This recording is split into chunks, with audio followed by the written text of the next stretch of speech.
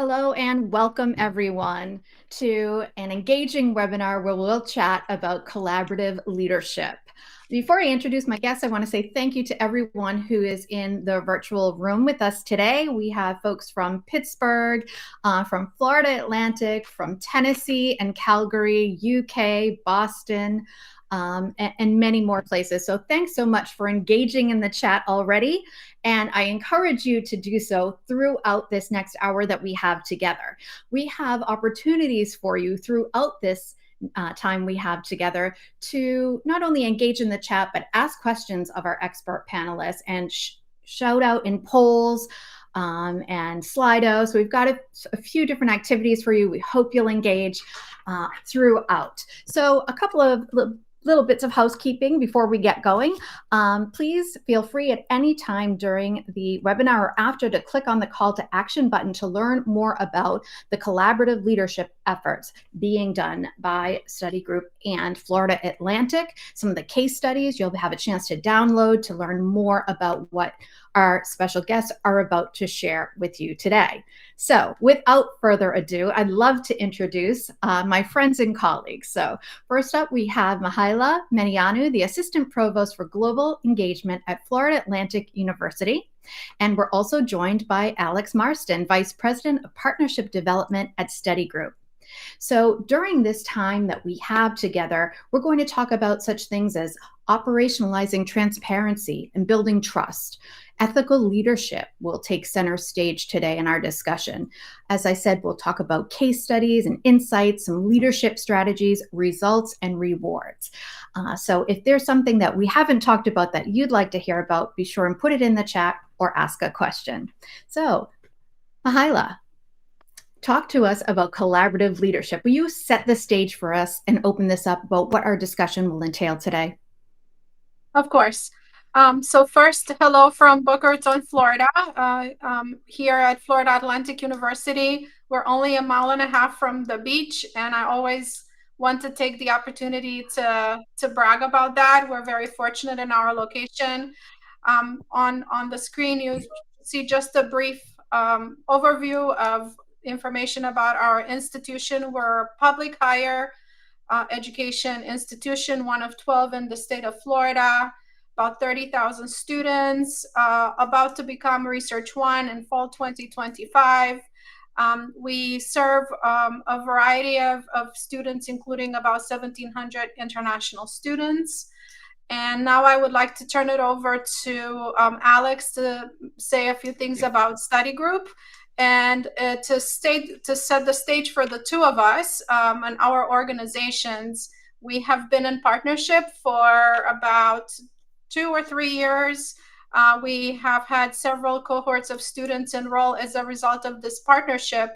But we're here to talk not about just the specific case study, but also about how you can leverage collaborative leadership in any type of setting, any type of partnership. We're just going to happen to use a recruitment model partnership for the conversation today. So we can move on to the next slide.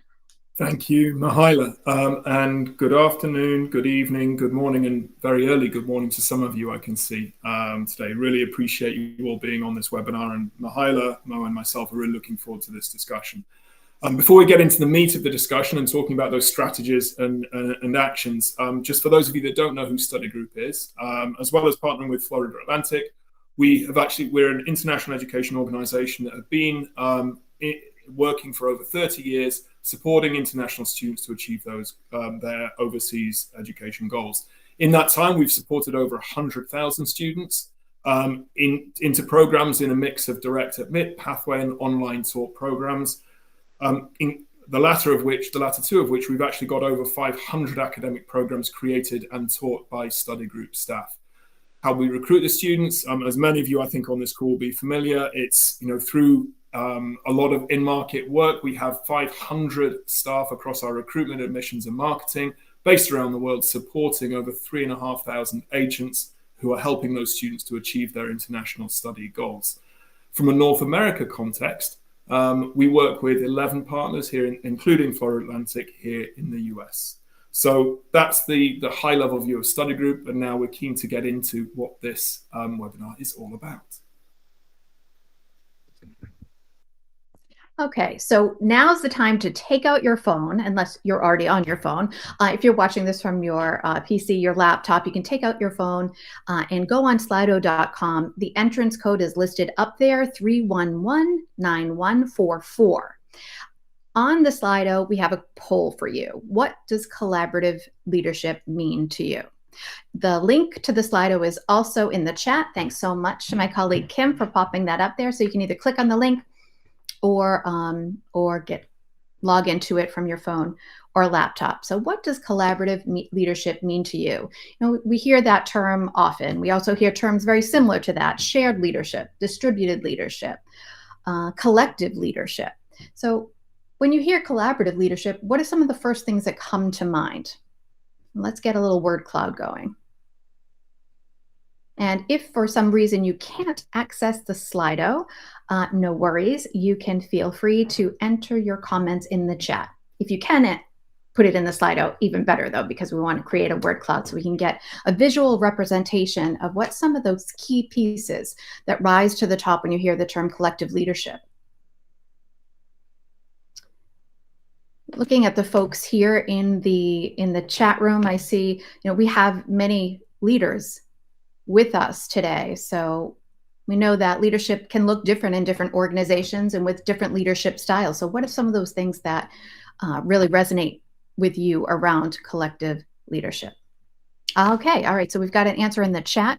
We're waiting for the Pi team to pull up that Slido so we can see that word cloud, see what it looks like. In the meantime, I see working together for a common goal. And I know my fellow panelists would agree to that. And we're going to talk about that working together, shared goals. What does collaborative leadership mean to you? There's another way to access this Slido. You can just scan the QR code. Here we are. All right, Mihaela, Alex. Some key themes coming across here. Yeah, and looking at this is my first time looking at such a word cloud, and it's not surprising to me that some of those the words coming out: partnership, listening, trust. I mean, those are absolutely, those are words which perhaps won't be a surprise. You'll hear a theme running through what Mihaela and I are going to talk about. So really, those three at the top here. Transparency. God, I mean, I think someone's actually read the slide deck that we're putting together. This is, Yes. Yeah. I was going to say the same thing. Yeah. Oh, interesting. Balance is coming up as key. Reciprocity and partnership, certainly. Also, some additional answers in the chat as well, helping teams get things done. Yes. And that's a big part of your presentation as well, is not just the theory and the research behind collaborative leadership, but what are some of those actionable steps that leaders can take away with them after today and perhaps implement or enhance in their own institutions and organizations? Yes, and indeed the non-hierarchical collaborations are so important, because often the best collaborations are when you have cross-sectional teams with people who are there for their expertise and contribution, and not necessarily just for their position in the organization. And that's really also a good way to develop new leaders and give everyone an opportunity to shine or to excel at something that they can contribute to the team with. Some other really interesting responses here that just jump out at me. Oh, reciprocity, I said, is on there. Visionary is on there. Fantastic. Not top down. Results. Study group got a shout out there on the word cloud. I didn't write that one. I'll be honest, that was not me. So. Well done. Oh, here's one from the chat too. Tangible mutual success. Mm-hmm. Yeah. Great. Thanks so much for sharing your responses up in there. There's still some answers being added there. And hopefully we can share a screenshot of this out with the follow-up recording to all participants too, so you can have a look at what all you've come up with as a group. But yes, those are our key words: partnership, listening, transparency, trust, and balance. Thanks.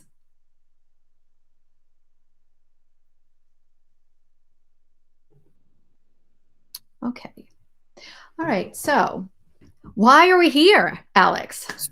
So I'm looking at some of the answers from that last deck. I mean, it's clear that people who are on this call are very understanding of what collaborative leadership means. It's a term, as Mo, as you've said, that's often discussed both within and outside the sector. And in practice, I think some of those words are bearing out from the practice that people on this call and colleagues will be much in evidence.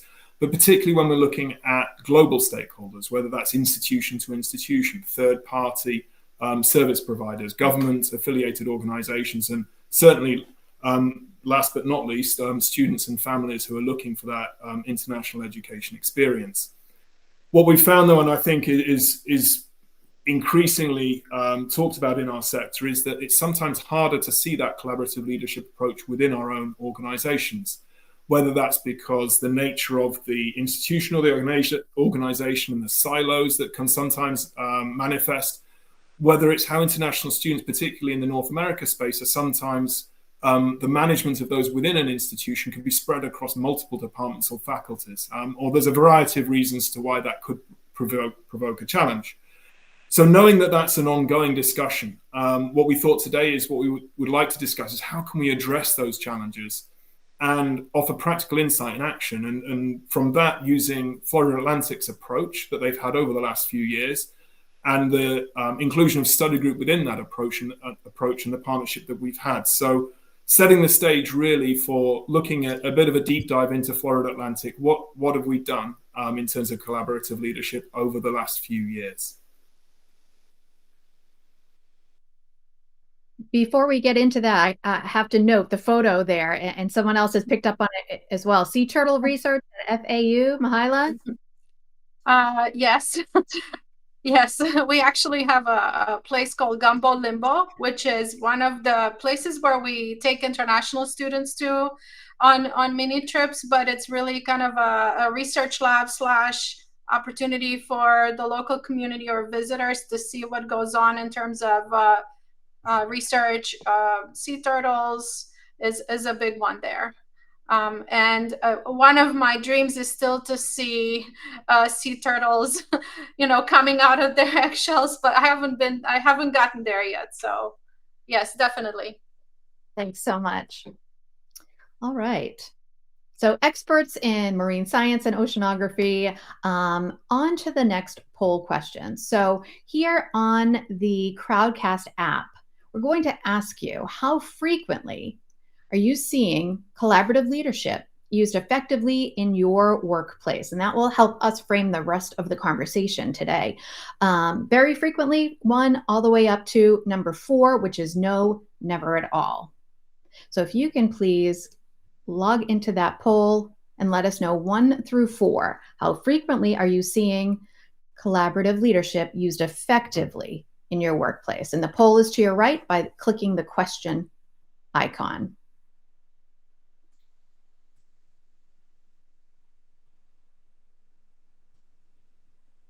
All right, curious to see what numbers are going to come up for us. Sorry, the people icon. Click on the people icon and you'll get to the polls. And speaking of collaboration, one of my colleagues from Florida Atlantic actually put some information in the chat about the marine science and oceanography program. And someone else put something about research on ecosystems, specifically on sea turtles. So here we're demonstrating by example. So for me on my screen, it's the third icon down, it's the graph, and it says poll. So if you click on that, the poll should come up and you can enter 1 through 4. We've already had someone enter in the chat 5. So they are really going to be looking forward, I'm sure, to the strategies and the action steps that you're about to share with us. So, well, you're in the right place. Fear not. All right. So how are we coming with the polls, Pi team? Okay. All right. So with 50% of the vote, we have 2, often, but we're lacking innovation. And I noticed innovation came up in the chat as one of those pieces in our first question. What do you think of when you think of collaborative leadership? Innovation came up as one of the answers in the chat. So, folks are saying that's one of the things that's lacking, that's needed. They've identified it as needed, but it's lacking. So I know that you have some innovative strategies that you're going to be sharing with us. So fantastic. We've got 20% of the folks online right now are at 1. Very frequently, we are trailblazers. And then coming in at 30% is 3. Not very often. Our leaders are very siloed. And then not too many.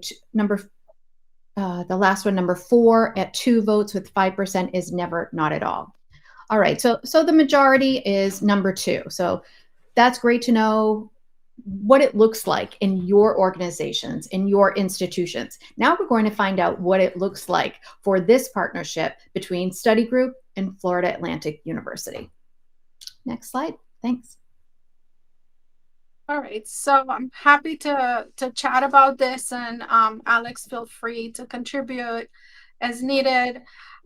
So in terms of collaborative leadership, before I go into specifics, I think that we, as international educators, are actually very skilled at this, because a lot of the work we do requires a lot of collaboration with very diverse group of collaborators, right? Sometimes within our institution, sometimes overseas, sometimes higher administration, sometimes students. I mean, we really, run the gamut, and we're quite good at it if we've done it for a while, but we don't always think about how do we actually take all of that wealth of skill and ability and sort of either lead or maybe influence or contribute to a meaningful collaboration, right? Here are a few things that I think are important for a successful collaboration. The collaboration should be intentional, meaningful, generative, and also it should have some output goals, right? Because we love the process, but we want results, right? We all about the process, but we need to see some results to keep going, right? So I'll talk about these items in the context of the partnership between Florida Atlantic and Study Group. And please feel free to also add in the chat, if you have your own examples or questions, et cetera, et cetera. So in fall of 2021, I can't say after the pandemic, but after sort of we thought we could maybe get out of it, we started looking for a recruiting partner for growing our international student numbers in a meaningful way and in a sustainable long-term way.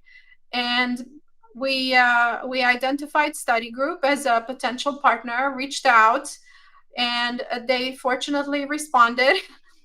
But it took quite a while for us. There was a lot of research back and forth. If any of you have third-party partners for recruiting or any other activities on campus, you know that sometimes you may not find out about it until the agreement has already been signed.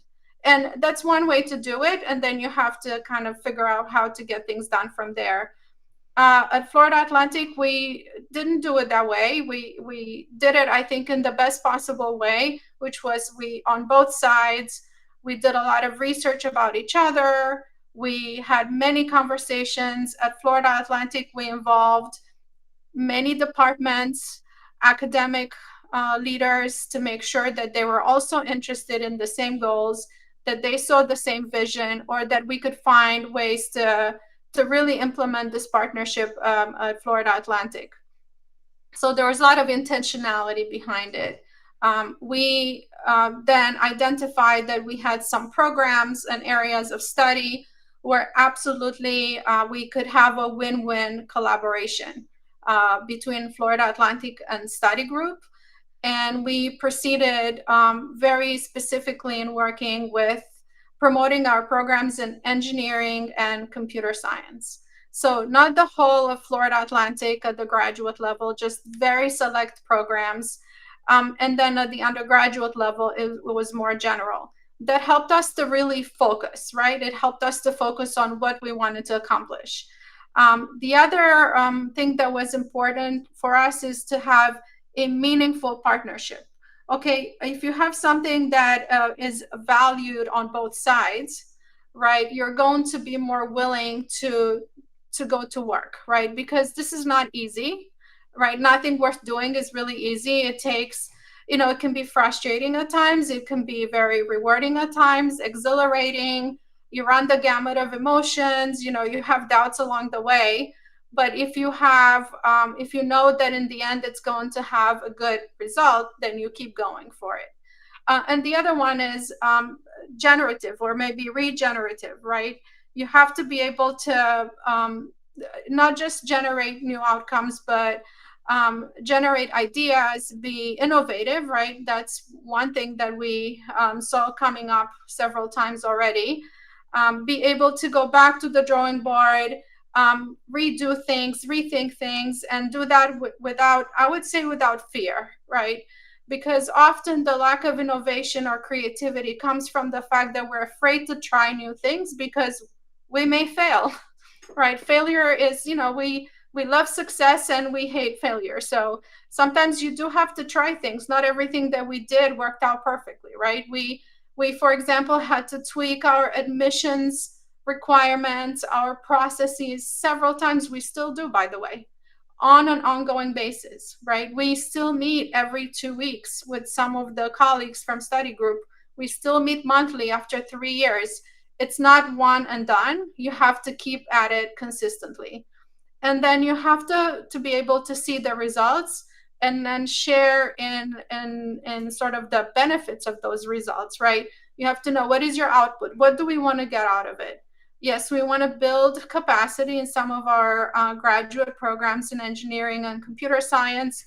We want to see a particular type of student enroll. We want to see the offices and colleagues that have worked at it be rewarded. And I mean rewarded in every sense of the word, right? The word has to be recognized, and then we can go back and figure out how to adjust things to maybe improve on how we get to that output, right? Improve the process to get to the output. Also, as you know, our market, so to speak, international recruitment and enrollment is very fluid, right? It's not easy, when someone asks you, okay, can you give me a model for the next 2 years? Yes, you can give them a model, but you really can't predict every change that's going to happen in the market, every political situation, natural events, things that are completely outside of our control, right? So if you have a process that's intentional, meaningful, generative, then you can work through those uncertainties together and be innovative without necessarily being worried that if you maybe fail in one aspect, you can't go back and rethink things, that's the end of it. So I'm just going to pause there and perhaps move on to the next slide and give Alex an opportunity to share some thoughts with us as well. And Mihaela, thank you so much for that. I just wanted to say, as you were talking, it gave me ideas, it gave me questions. I've written down some questions that I'm really eager to ask you after the presentation, and I'm going to encourage everyone who's in the room with us today to also go ahead and ask those questions, and you can use the icon to the right of your screen with the question mark in it. Alex. Thanks, Mo, and thank you, Mihaela, and what a wonderful context setting for the partnership. I want to move quickly through to the lessons for everybody to absorb as to that Mihaela's touched on a couple of those examples already. But before I do, just to set that outcome-orientated approach, well, what is the outcome for the partnership thus far? As Mihaela said, we began working 3 years ago together. The first cohort we had was in fall 22. By fall 23, the partnership between Florida Atlantic and Study Group resulted in 65% of all international cohorts coming from the partnership, which is a wonderful result.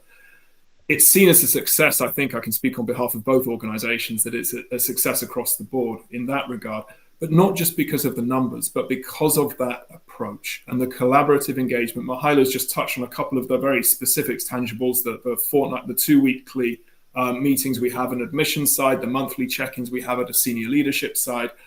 But there's a lot more to it as to how we collaborated.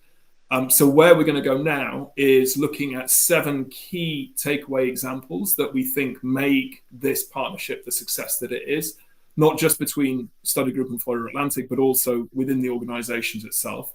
And we want to share those with you all here on this call. What you're going to see is not rocket science. And in fact, some of the words that you're going to see in these key elements have already been seen in the cloud. So it shows that we're all thinking along the same lines. What we want to show here, though, is the context as to why those elements are important and why they have been important from our partnership perspective. So with that, we're going to move into the 7 elements for success. The first of these is be transparent, and that was one of the words that came up. Transparency earns trust. And the way that we approached this with our partnership was that we focused on providing not just regular updates, but also data-driven proposals, and reflecting both the challenges and the opportunities, both prior to and during the launch of the partnership. Sometimes it's not easy to provide that data, and I think, from our perspective as being market experts with people in market, we know that can be a challenge, particularly as we go through recruitment periods. That transparency, though, was critical as to what we had shared, what we couldn't share at that time, to make informed decisions. And being informed at every step of the way is critical. Mihaela's touched on this already, but the example I think is one of the best that we see here is the admissions processes and how we have consistently tweaked those processes throughout, according to the market movements that we've seen over the last couple of years. And we know that sometimes decisions can take time, and therefore being transparent consistently has been critical to help both within Study Group and within Florida Atlantic to make those in-time decisions as needed. So for that, transparency is critical and an absolute bedrock of our partnership. So that's the first. We're then going to move on to the second, and I'll hand over to Mihaela for this. Sure. So another thing that I believe contributed to our success and perhaps can be replicated in a variety of types of partnerships or collaborations is focus on the early adopters. What do we mean by that? There will be people in your organizations that are going to be just as excited as you are about this potential collaboration or partnership. Find them, know them, and work with them and get them to be your cheerleaders. And perhaps they can also help communicate the message to others who they may have some traction with. These are the individuals who are probably going to help solidify the collaboration, kind of stick with you when things are getting maybe more difficult. And they are the ones who are more likely to feel excited about innovation. You know who they are. They are across your organization, and they deserve your time up front because they're going to help you along the way. On the other end of the spectrum, right, you also have to be ready to have some tough conversations, right? And those are very important. It's important to be upfront and not shy away from the difficult questions. So one example that I can give from our experience is, okay, anytime that you have someone else representing your university, so you can bring up the third point on the slide if you don't mind, okay, the tough conversations.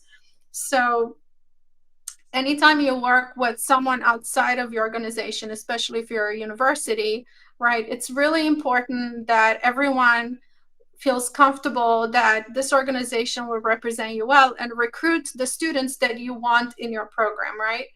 And there are people that doubt that, right? And you have to have those conversations. How are you going to make sure that your program is well represented? Give us some examples. We want to maintain our academic standards. It's difficult to work with so many international students. We can't accommodate them in housing, right? Those are all tough conversations. Those are simple, basic examples, but and they can be frustrating, but just keep at it, work with those individuals, and eventually they will become also your adopters. Maybe not everybody, but many of them will. Now I'll pass it back to Alex.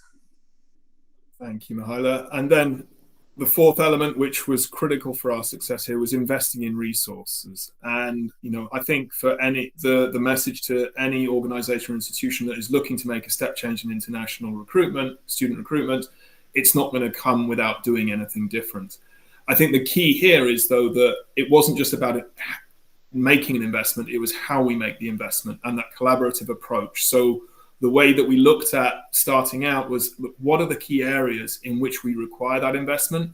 And then it wasn't just a case of one side has to do it, the other side sits back. It was collectively and collaboratively looking at what that resource would look like and how both sides can contribute, whether it was in direct dollar terms or in time spent, but indirectly by time from both sides as to who needs to spend the time on that particular area, and what both sides would then bring to the table.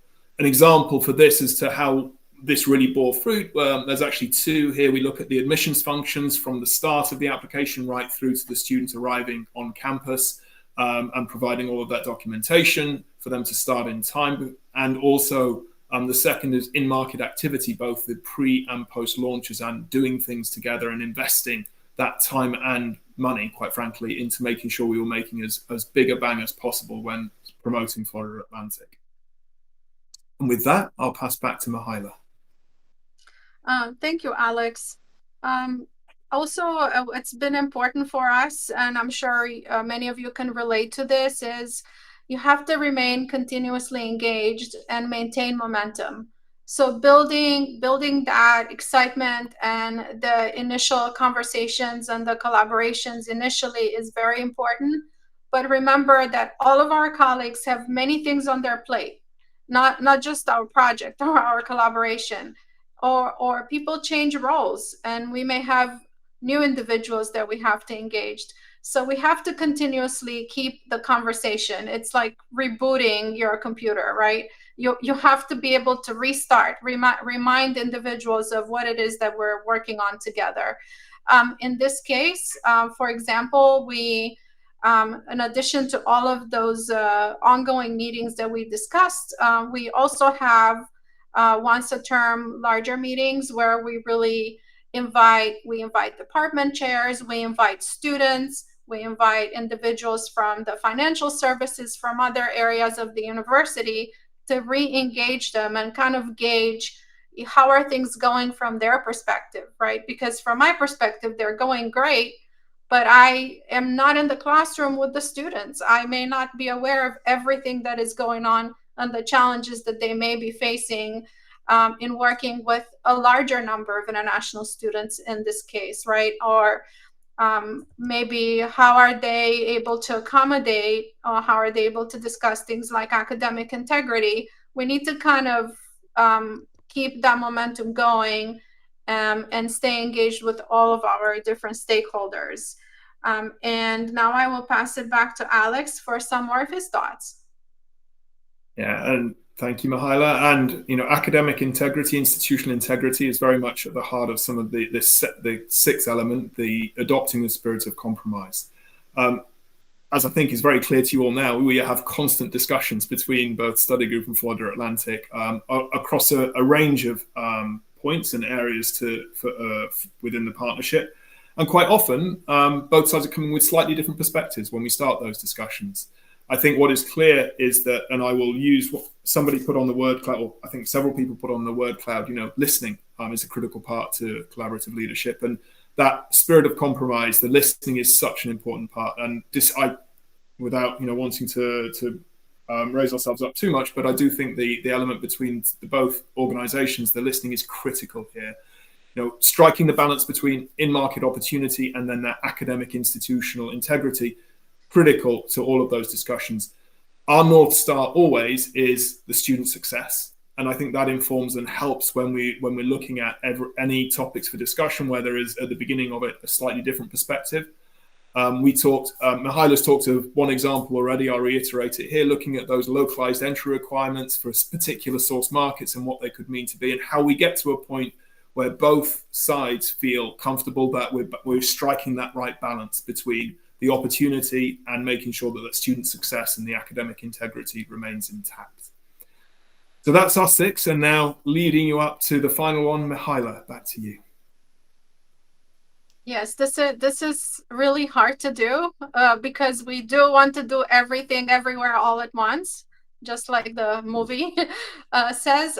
But it's not possible, right? You can't do everything all at once, right? Sometimes you have to break things down in smaller components. And one of my colleagues here at Florida Atlantic works in a different department. You know, we're having a conversation about another project, and she said, Mihaela, focus on short-term wins while building your long-term plans.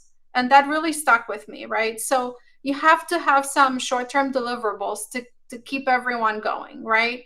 So in our case is, okay, what market, what program, what is hot right now? Where can we get students at the caliber that we want so we can really show everyone how successful this partnership can be, right? So for us, no surprise, many of you probably looked in that direction, but we've had a really great success in India and from the get-go, right? So we were able to recruit a lot of students from that particular country. But our long-term plans are really to have a diverse group of students who come from different areas of the world, and we're building towards that. And now I saw a question about KPIs, right? One of our KPIs is to diversify our pool of applicants and admitted students. And that's one measure is do we want to have a diversity of representation in our international student population. And we do have over 100 countries represented. So while the numbers may not all be as high as India, we do continue to grow in terms of the diversity of our student body, our international student body. And I think I will stop here also in the interest of time. We can maybe move on to the next slide. I think we're getting close to the Q&A part, which is where I'm most interested in hearing the questions and having a conversation with our audience today. And I'm going to ask our audience members to please put their questions actually in the chat today and not in the Q&A feature. So if you could please put your questions, comments in the chat for our panelists, that would be fantastic. And I see that there's already some in there. And if you're ready to kick it off with this one, what's one pitfall that you'd warn others not to fall into when you're seeking an effective partnership? A pitfall. Yeah, anything that you want to avoid? I think it's important to avoid preconceived notions of what that partnership may be. Yeah. Right? Because we're not blank slates, right? We have our own experiences with working with our institutional partners internally, externally. And no matter how open-minded we think we are, those things do peek in, right? So, if you've worked with a recruiter, for example, and your experience wasn't that great, maybe you're going to be a little reluctant to try it again, right? So that is important to keep an open mind. And for me, that, we've tried that before, it doesn't work. Well, maybe you need to try it differently, right?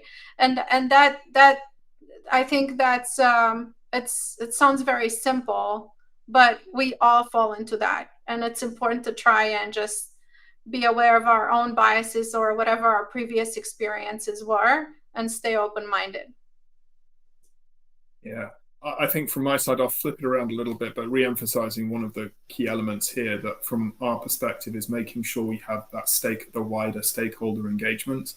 And I guess the pitfall is just, making sure that it's not just within one area of an institution, because that can, I think, across all of the partnerships that we have, we see that engagement always spreads wider, whether it's in the beginning or throughout the journey with that partner. So starting at the beginning and making sure that engagement is as wide as possible is a really helpful way to success. Thanks so much, both. The next two questions actually go hand in hand in a way. So, you talk a lot about the output, the KPIs. So what type of data do you use regularly to measure this collaborative success? And then how do you share out those outputs with stakeholders? Well, you go first, Mihaela. Go ahead. Sorry about that. I guess I can talk a little bit about what we do internally at Florida Atlantic, and then Alex can talk about what we do together between the two organizations. So internally, we collect data and we distribute the information on a regular basis, weekly, pretty much, unless something happens and we can't do it weekly.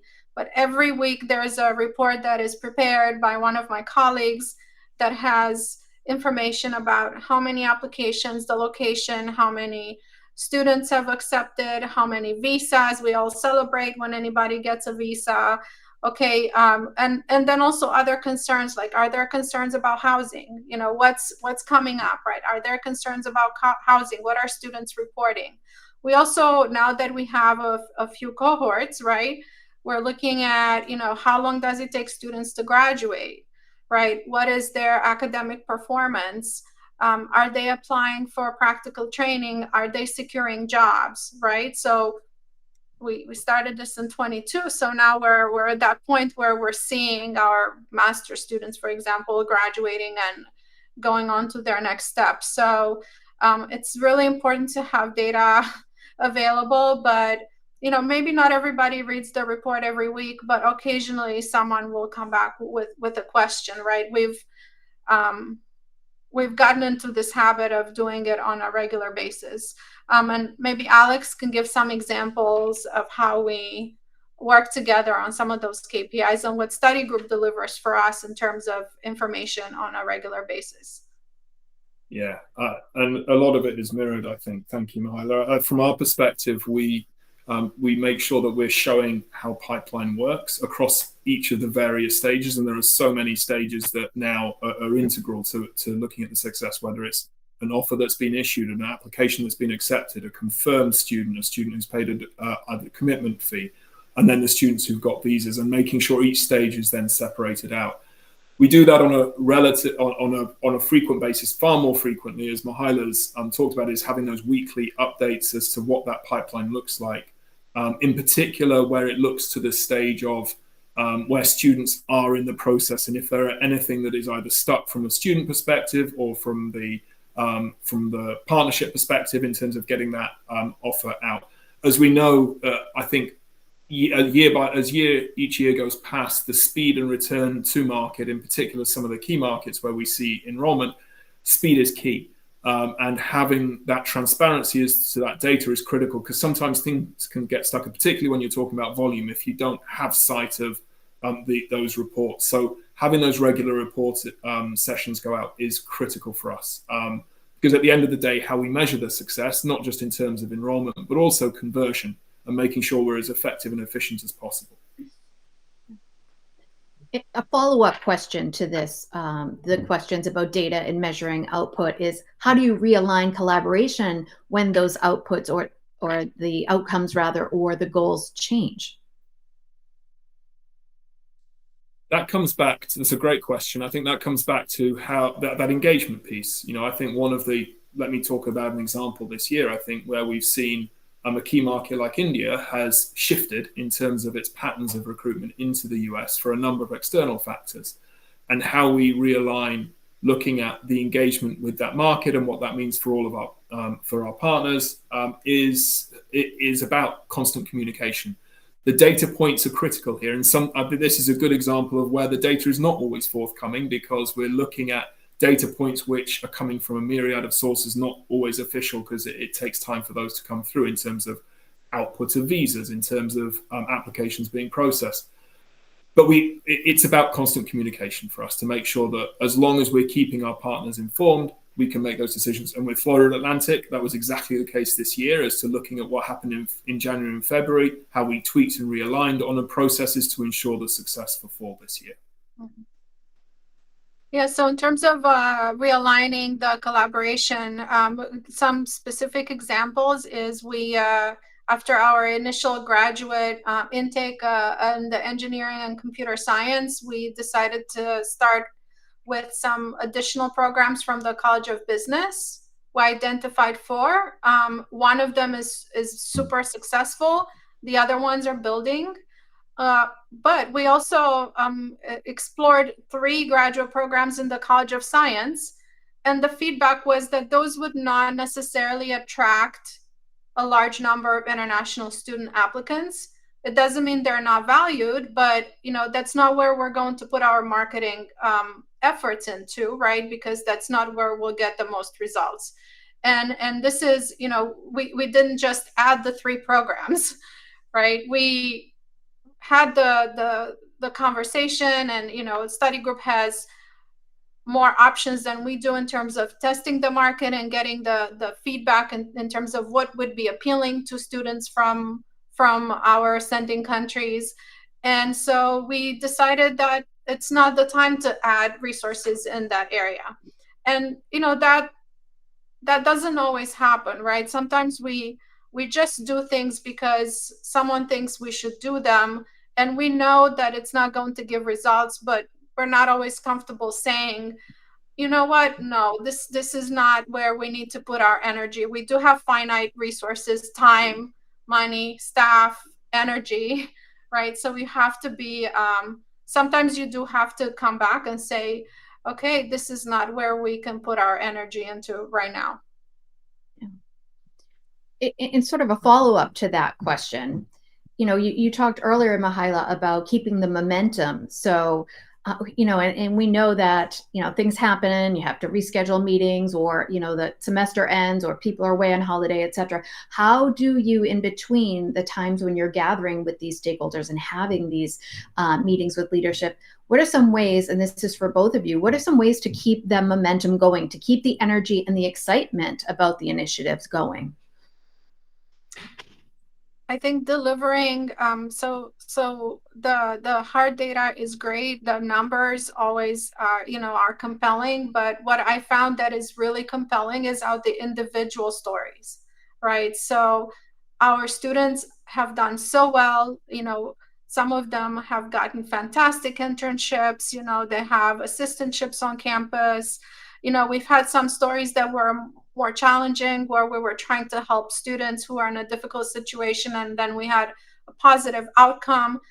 Keep sharing those stories too, because we know that, yes, data is great, but when you have a compelling story, it kind of connects the big picture with something that is more emotional. And I know that we can't get too touchy-feely, but it's important to have some of that story as well. So we do that. We also have a lot of engagement events on campus, and we invite our partners, both those that were the early adopters, and we also invite the resistance, because we know that when they see what we're doing together, they're more likely to sort of join on that bandwagon and become supporters. Yeah, I would echo that, and I think also that not just helps keep people engaged throughout, but it's also that those individual stories have really helped ignite, particularly where we've got people who are perhaps more reticent with the partnership and understanding what it all means, and seeing those examples really brings it to life. So I think that is really a critical element to make sure those stories continue to get told. Yeah, there are lots of questions in the chat. And one of them actually does address this challenge about, not just working with the early adopters, but what happens with those that perhaps are not so keen, and maybe they're more resisting to what we're trying to do. And I think a good way to deal with that is actually right up front, before you enter the partnership. Just make sure you have as wide a circle as possible, and having those conversations up front about the potential and the challenges. Also, sometimes the resistance honestly also comes from either lack of information, lack of communication, and a lack of resources, right? If you just constantly ask colleagues to do more and more, but they don't see the rewards in any way, then they're less likely to assist you, and they're less likely to be excited about whatever collaboration you have. So we need to make sure we find a way at our institution to share those resources back, so that we can regenerate the enthusiasm and the excitement and the ability of people to keep going.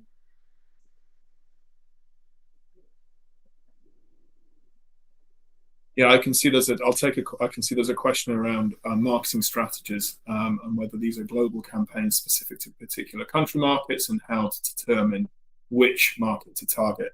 The answer to that question, Laura, it's a little bit of a mix. Sometimes we have specific campaigns to specific markets where we see if we're looking at entry requirements that are specific to that one. For the most part, we do look at global campaigns. We tweak those as we need. We localize them as much as we can, both in terms of content as well as delivery. How do we determine? We use data as much as we can. Data points come in twofold, looking at overall macro data from Open Doors or from other government-affiliated sources, but also listening to the markets as well and hearing what they need. As I said, we've got people in market over 20 countries where we have staff based in market talking continuously to stakeholders, local stakeholders.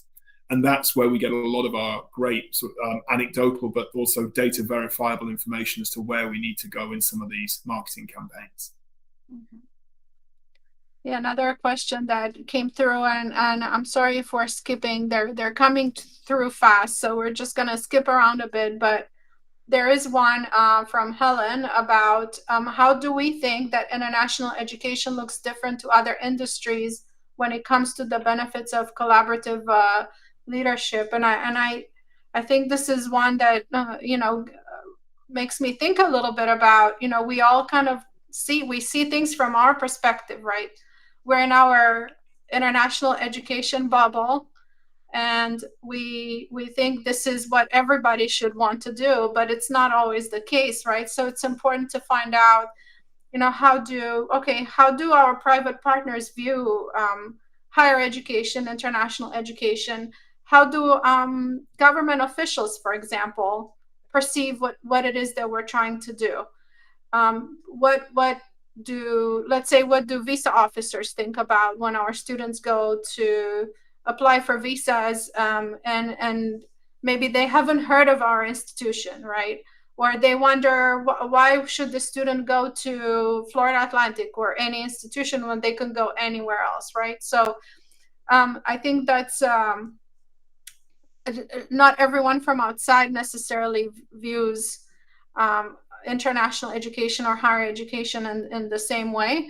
I think I can pass it on to Alex as well, because from the private sector perspective, it may be quite different from what I'm thinking about. Yeah, thanks, Mihaela. And I think there's a lot of consensus there from a private organization as well. I think when we look at within study group and then how we look at other industries that are related outside of international education that we touch, I think in terms of benefits for collaborative leadership that come through, it really comes back to the question of integrity, both within the partnerships as well as that communication point. And those two pillars, if you like, we see throughout when we're discussing with our third-party providers in other industries that relate to what we do.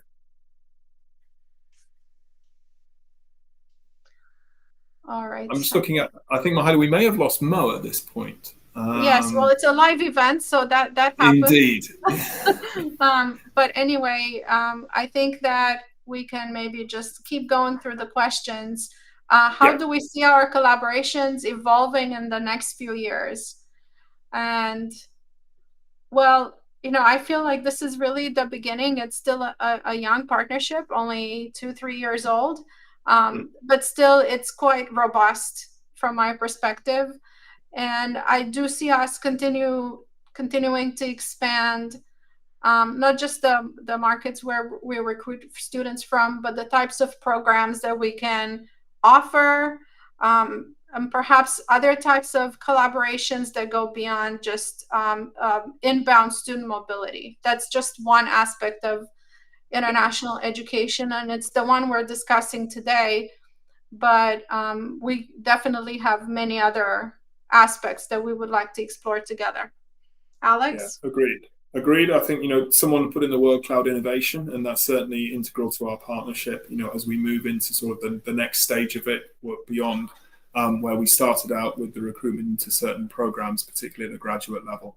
And I think we see this as an extremely not just productive but stable and collaborative partnership, and one where we're excited for what the next few years bring. I think we're only at the beginning of our journey, 3 years in, and there's a long way to go, which will be constant. And that partnership has to, I think, by definition, constantly evolve in order to continue the success that we've seen so far.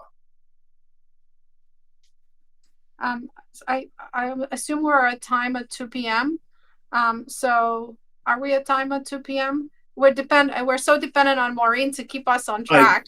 Yeah, indeed. Yeah, I think we're just coming up to the hour, and I would say at this point, I think we've answered the questions that have come through. I don't think we've missed. Maybe we've got time for just one more. Like, what types of engagement do we do on campus to support the collaboration? So internally, we have an international enrollment management stakeholder group that meets internally. So no study group in that, but it's our colleagues from admissions, some academic departments, graduate college, and we discuss together things like international recruitment plans, right? Where are we going to travel? How can we leverage our resources? What does study group have planned, and what do we do aside from study group? That's one example. We also make sure to invite our partners to our signature events, International Education Week, our graduation event for international students, our open houses, just so that they can share in, in our common success, I would say. And I will pass it back to Alex to wrap up with a few words about the case study that study group published, and I think we will wrap up after that. Thank you, Mihaela. And yeah, so first of all, thank you all for the time and the participation today. It's been great to have these conversations. Thank you for the questions, and also the contribution to the polls and the word cloud. It's reassuring to see the content that's coming out from this group, because it shows that we're all on and aligned in a similar track.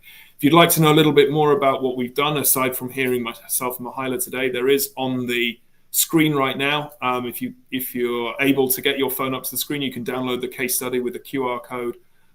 There's also a link with the website link that you'll be able to download it, and we'll send an email afterwards as well for this if you're unable from both of those methods, and you'll be able to link to it directly. Once again, thank you very much. We really appreciate all of your time today, wherever you are in the world. We hope that this has been productive. We wanted it to be not just a talk shop from Mihaela and myself, but something that practically is helpful, at least gets thinking going, and can enable conversations to continue. And for those of you, I saw in the chat that some of you will be at NAFSA. Great. We're there too. Look forward to seeing you there as well and continuing any conversations. Come and see us by the booth. We're at booth 2410. Right by the food court. So if you're there and having a nibble or a cup of coffee, come and say hi. Yeah, and come to the Leadership Symposium at NAFSA as well. Florida Atlantic is sponsoring that. So thank you so much, everybody. We've had a great time with all of you this past hour.